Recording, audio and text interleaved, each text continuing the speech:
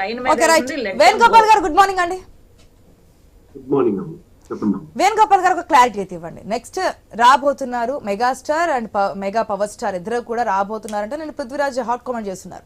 రాకపోతే నేను ఈ విధంగా రాజకీయాలు తప్పుకున్నాను ఆయన స్టైల్లో ఆయన చెప్తున్నారు. ఏంటి మీకంటే ఒక ఇన్ఫర్మేషన్ ఉంటుంది కదా, తమ్ముడిని సపోర్ట్ చేయడానికి మెగాస్టార్ కూడా రాబోతున్నారా, వస్తే ఏ విధంగా ఉండబోతోంది? ముందుగా ఐ న్యూస్ యాజమాన్యానికి, మీకు ఈ చర్చలో పాల్గొన్నటువంటి సోదరి సీతా గారికి, సోదరి గీతా గారికి, పెద్దలు నాగార్జున గారికి హృదయపూర్వకమైనటువంటి నమస్కారాలు. ఎందుకంటే మీరు మంచి చర్చ పెట్టారు, దాని మీదే మనం వెళ్దాం. ఎందుకంటే వాళ్ళ సజ్జల రామకృష్ణారెడ్డి గారు మాట్లాడినటువంటి మాటలు సభ్య సమాజం తలదించుకునేటువంటి విషయం.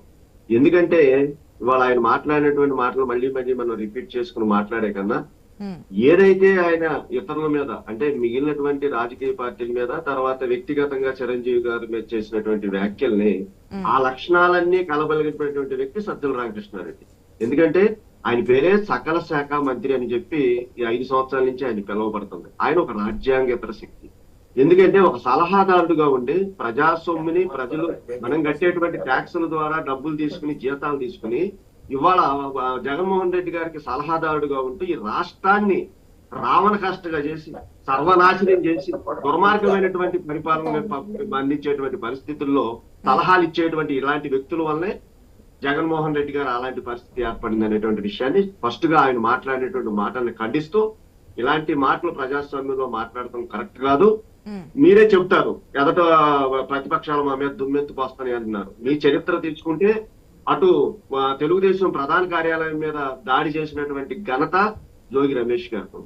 అదేవిధంగా ఇందాక సోదరు చెప్పారు, అటు మన పెద్దలు చెప్పారు, మన పడాల నాని గారు కానీ పేరు నాని గారు, వీళ్ళ భాషా విధానం కాబట్టి వాళ్ళ సంస్కృతి అది కాబట్టి వాళ్ళ విఘ్నతకే వాళ్ళు వదిలేద్దాం. ఇక రెండోది, చిరంజీవి గారు ఎందుకు ఇప్పుడు మాట్లాడాలన్నారు. ఇందాక పెద్దలు నాగార్జున గారు స్పష్టంగా చెప్పారు ఆ విషయంలో. ఎందుకంటే ప్రజాస్వామ్యంలో ప్రేమే లక్ష్యం, సేవే మార్గం అనేటువంటి ఒక స్వయం కృషితో పైకి వచ్చినటువంటి వ్యక్తి, మెగా ఫ్యామిలీలో ఉన్నటువంటి వ్యక్తి చిరంజీవి గారు.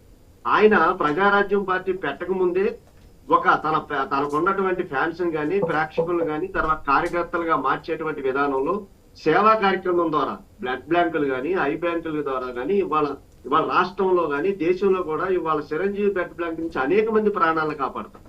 ఆ కోణంలో మనం ప్రజాసేవలో సేవ చేసేటువంటి వ్యక్తిగా ఆయన యొక్క వ్యక్తిత్వాన్ని మనం తీసుకోవాలి తప్ప, ఇవాళ ఐ బ్యాంకులు పెట్టి ఎంతో మంది కంటి చూపించేటువంటి పరిస్థితుల్లో ఒక మహోన్నతమైనటువంటి వ్యక్తిగా తన రంగంలో తాను నిలదొక్కుంటూ మధ్యలో ప్రజాసేవ చేద్దాం, ప్రజలకు అండగా ఉండాలని ఒక పార్టీని పెట్టడం, తర్వాత దాంట్లో ఆయన ముందు వేణుగోపాల్ గారు ఒక్క నిమిషం అండి. వేణుగోపాల్ గారు ఒక్క నిమిషం.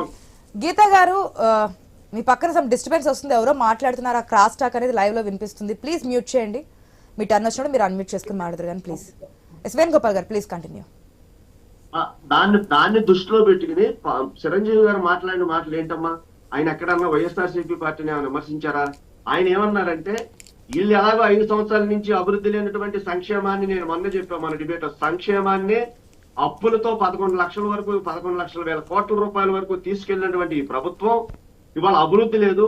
వీళ్ళిద్దరూ కూడా సీఎం రమేష్ గాని, తర్వాత మన పంచకర్ల రమేష్ గాని, వీళ్ళిద్దరు కూడా నాకు మంచి స్నేహితులు కాబట్టి అనకాపల్లిలో ఉన్నటువంటి ఒక అభివృద్ధిని వీళ్ళిద్దరు కూడా ముందుకు తీసుకెళ్తారు. అదేవిధంగా నా తమ్ముడు పవన్ కళ్యాణ్ కూడా పార్టీని పెట్టి ఆయన కూడా ప్రజల్లో 10 సంవత్సరాల నుంచి కష్టపడుతున్నారు కాబట్టి నా ఆశీస్సులు ఎప్పుడూ ఉంటాయి.